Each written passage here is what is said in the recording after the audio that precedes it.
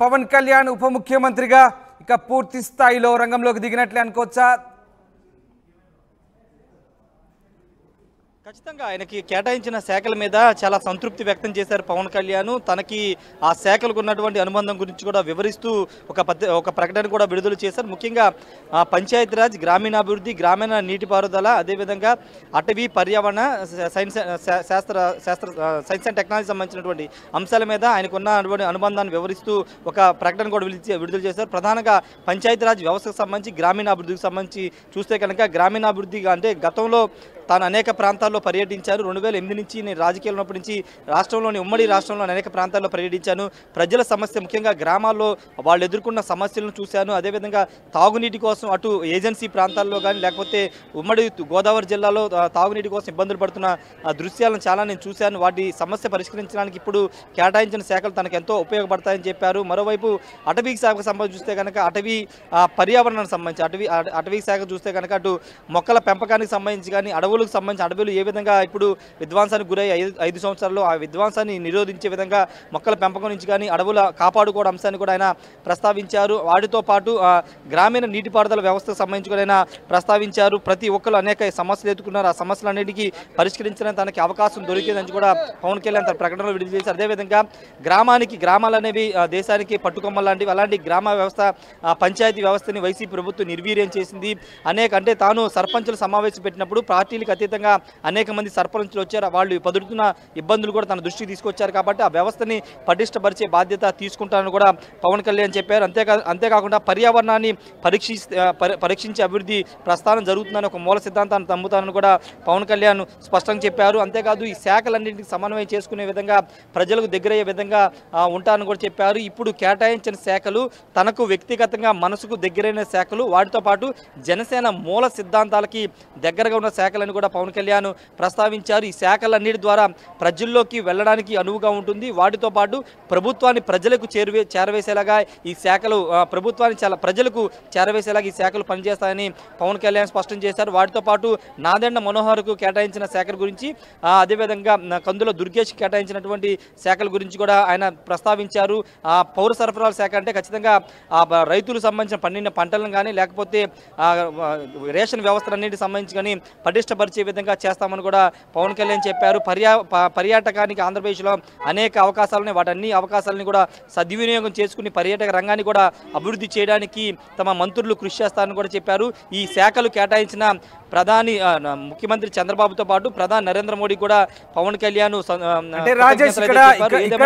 Pawan Kalyan real life హీరోగా తన mark పరిపాలన చూపించబోతున్నారు. ఎందుకంటే వాళ్ళ పార్టీకి కేటాయించిన శాఖలకు సంబంధించి చాలా క్లియర్ కట్గా వివరించే ప్రయత్నం చేశారు. ఎలా సమస్యలు పరిష్కరించదలుచుకున్నాడో చెప్పే ప్రయత్నం చేశాడు. సో ఒక రకంగా పవన్ కళ్యాణ్ ఇక నుంచి మనం రియల్ లైఫ్ హీరోగా చూడాల్సి వస్తుందా?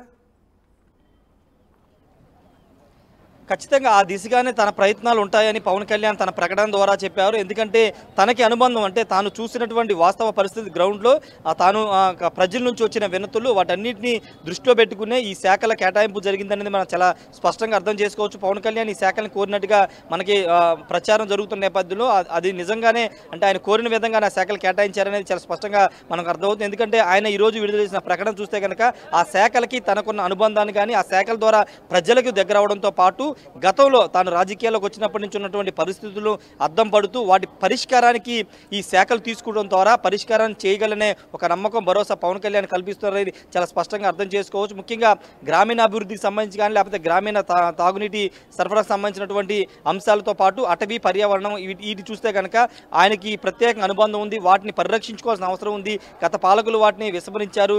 ఇప్పుడు ఆ శాఖలు తీసుకోవడం ద్వారా పూర్తిగా వాటి మీద నియంత్రణతో పాటు వాటిని ఖచ్చితంగా ప్రజలకు దగ్గర చేసే విధంగా నిర్ణయాలు తీసుకోవచ్చని పవన్ కళ్యాణ్ తన ప్రకటన ద్వారా చెప్పారు. Ramdas. Right, yes, thanks for the update Rajesh. ఇది మొత్తం మీద గ్రామాల్లో పర్యటించినప్పుడు ప్రజల సమస్యలు చూశానంటున్నారు పవన్ కళ్యాణ్. ఇక గ్రామాల్లో మౌలిక వసతులపైన పూర్తి దృష్టి అంటున్నారు. అంతేకాదు పర్యావరణ పరిరక్షణ జనసేన సిద్ధాంతాల్లో భాగమంటున్నారు. ముఖ్యంగా ఎర్రచందనం అక్రమ రవాణాపై ఉక్కుపాదం మోపుతామంటున్నారు ఉప ముఖ్యమంత్రి పవన్ కళ్యాణ్. రాష్ట్రానికి బ్రాండ్ కల్పించడంపై దృష్టి పెడతామంటున్నారు.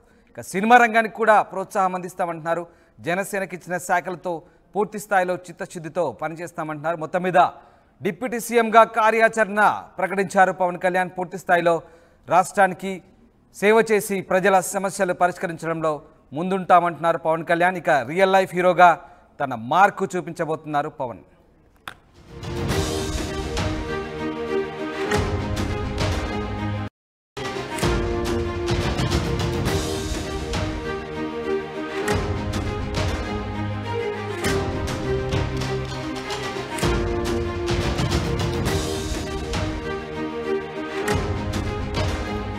పవన్ కళ్యాణ్ పనిలోకి దిగాడు.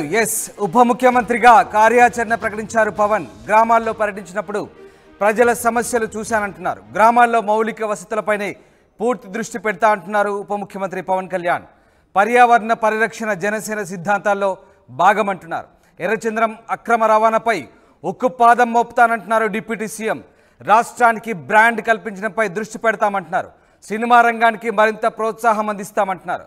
జనసేనకి ఇచ్చిన శాఖలతో చిత్తశుద్ధితో సేవలు అందిస్తామంటున్నారు AP deputy CM Pawan Kalyan. మొత్తం మీద పవన్ కళ్యాణ్ రంగంలోకి దిగారు.